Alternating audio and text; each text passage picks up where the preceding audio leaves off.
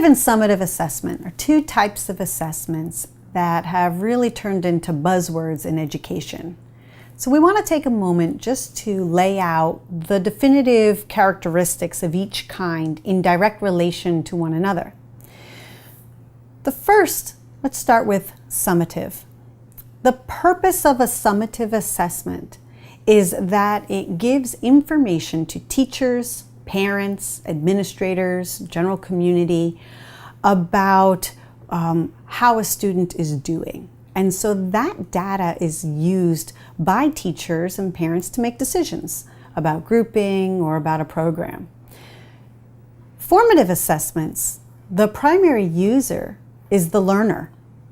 And so the learner or the student is using that data to make decisions about what they know, what they need to practice, and what they really need to focus on learning. So the fundamental difference is that primary user. To do that, it does affect the logistics. So summative assessments tend to happen at the end of instruction because a teacher wants to find out, did they get it? Did they not? A formative assessment is really given during instruction so that the learner still has time to improve their performance before they actually get evaluated. Summative assessments are really of the learning. And what do we mean by that? They are of the what.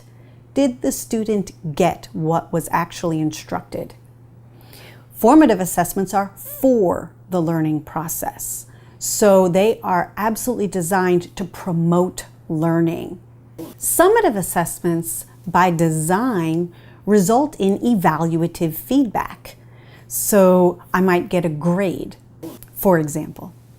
Formative assessments result in descriptive feedback. So they are designed in showing a student what they already know, what they need to practice, and what they need to still learn.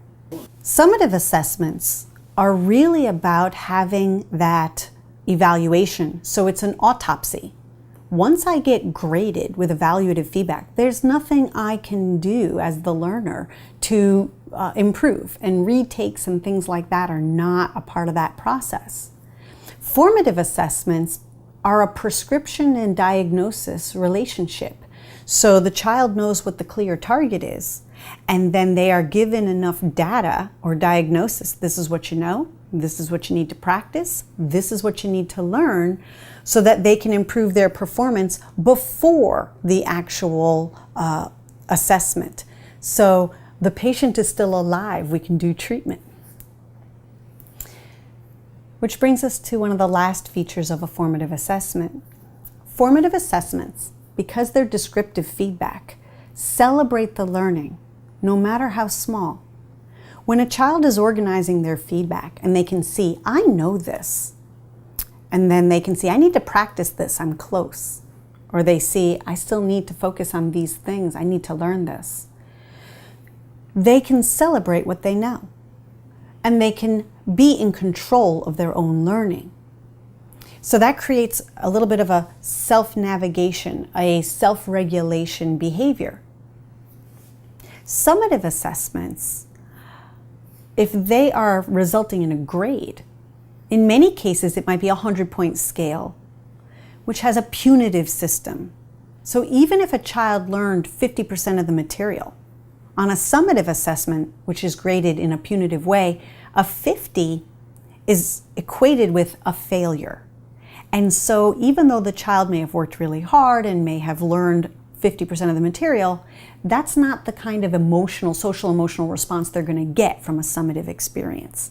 So it doesn't promote that self-regulation, it promotes that evaluation. And often children will end up having to make a choice. I am good at this or I am not good at this, which has a different neurological impact. One of the purposes of summative assessments is to sort children.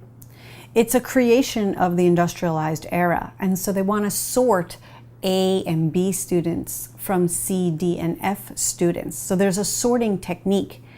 We do things like use the 100-point scale or averaging grades, which is designed to actually penalize students who take longer to learn the material.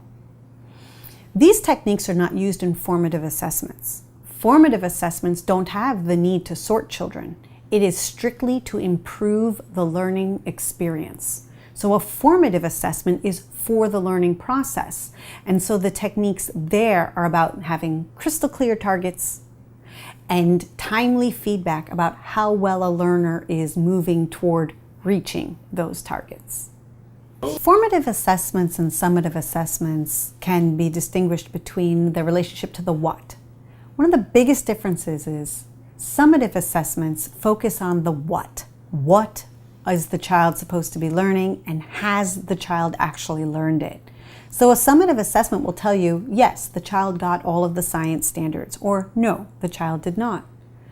A formative assessment gives feedback on two levels. It talks about the what, so you're going to find out about those science standards and the science targets.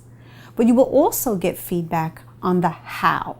How is the child learning it, and how is that working for the child or the learner? So that means formative assessments are going to get into the territory of learning strategies. So not only do I know I have a science target, but I will think about what are the learning strategies I can use to learn this? Which ones am I picking? If I knew all the targets, maybe I need to try focusing on a learning strategy I'm not as comfortable with.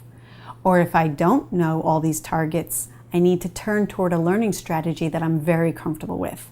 Formative assessments help students think about not only what they're developing in terms of the discipline, but also stretch their own learning range so that they can improve learning in all discipline areas.